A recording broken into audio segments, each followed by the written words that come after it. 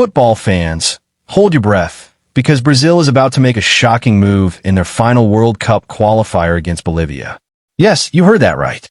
Even though qualification is already secured, Carlo Ancelotti and his coaching staff are preparing to send out a lineup that could surprise everyone. And according to major Brazilian outlets like Globo and TNT Sports, this match might be the stage where several fresh faces finally get their big chance to shine.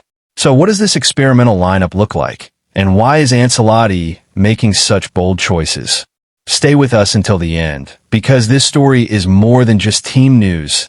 It could be the beginning of a new era for Brazilian football. Let's start with the context. Brazil has one last game in this phase of the qualifiers, scheduled for September 10th against Bolivia. For the Seleção, this match carries no real risk. The points don't change their qualification status, and the pressure is relatively low. That's exactly why Ancelotti sees this as the perfect opportunity to test new combinations, rest his big stars, and evaluate players who haven't yet had their moment in the spotlight. In short, this isn't just another match. It's a live experiment on one of football's biggest stages. Now, let's dive into the lineup that has been leaked by Globo and other reliable sources. Starting in goal, there's no surprise here. Brazil's automatic first-choice goalkeeper, Alisson Becker, is set to guard the net. Alisson remains a cornerstone of the team, the one player whose position is almost untouchable. However, some experts argue that this would have been the perfect moment to test Hugo Souza, a younger goalkeeper waiting in the wings. Still, Ancelotti seems to prefer stability between the posts, even in an experimental lineup. Moving into defense, this is where we see the biggest changes. According to reports, Ancelotti has chosen Alexsandro Ribeiro and Fabrizio Bruno as his central defenders. Alongside them, Wesley will take charge of the right-back position, while Caio Henrique secures the left-back role. That means Brazil's backline will feature three relatively new faces, showing just how serious Ancelotti is about testing depth in his squad. It's a gamble, but also a golden opportunity for these players to prove they deserve more minutes in competitive fixtures.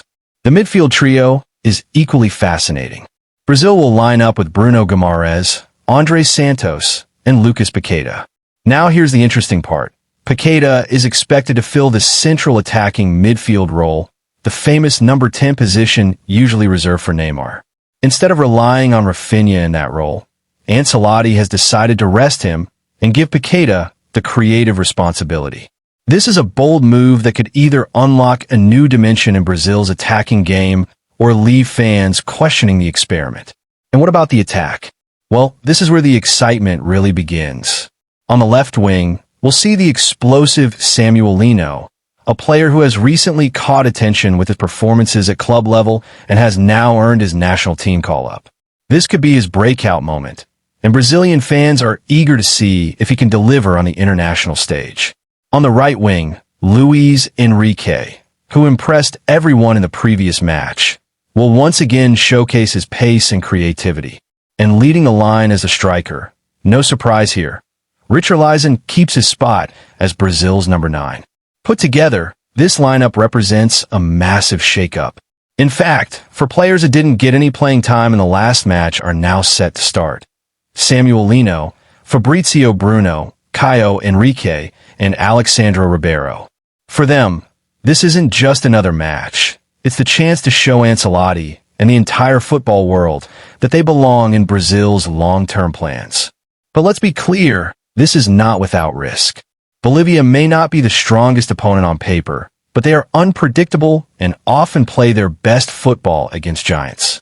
With an experimental defense and a reshuffled midfield, Brazil could face challenges in maintaining fluidity and defensive organization. Critics have already questioned whether resting too many established stars could backfire, especially if Bolivia managed to frustrate Brazil early in the game. Still, for Ancelotti, this match is less about the result and more about the bigger picture. With the World Cup on the horizon, he wants to build a squad where every position has competition, where younger players can step up, and where the Seleção doesn't rely solely on its usual stars. If this experiment succeeds, Brazil could enter the next stage of qualifiers stronger, deeper, and more versatile than ever before. So here's the big question for you, the fans. What do you think about this lineup? Is Ancelotti taking a smart step by experimenting now, or is he risking Brazil's momentum with too many changes? Can Samuel Lino, Fabrizio Bruno, and the other newcomers prove themselves on such a big stage? Drop your thoughts in the comments. We want to hear what you think. And remember, this is just the beginning. If you're a true Brazil supporter and want to stay updated with every twist, every controversy, and every lineup change, make sure you hit that subscribe button right now. Trust us, you won't want to miss the next chapter of this incredible journey. Brazil versus Bolivia. It may look like a simple match on paper, but with this experimental lineup, it could turn into one of the most important stepping stones on the road to the World Cup.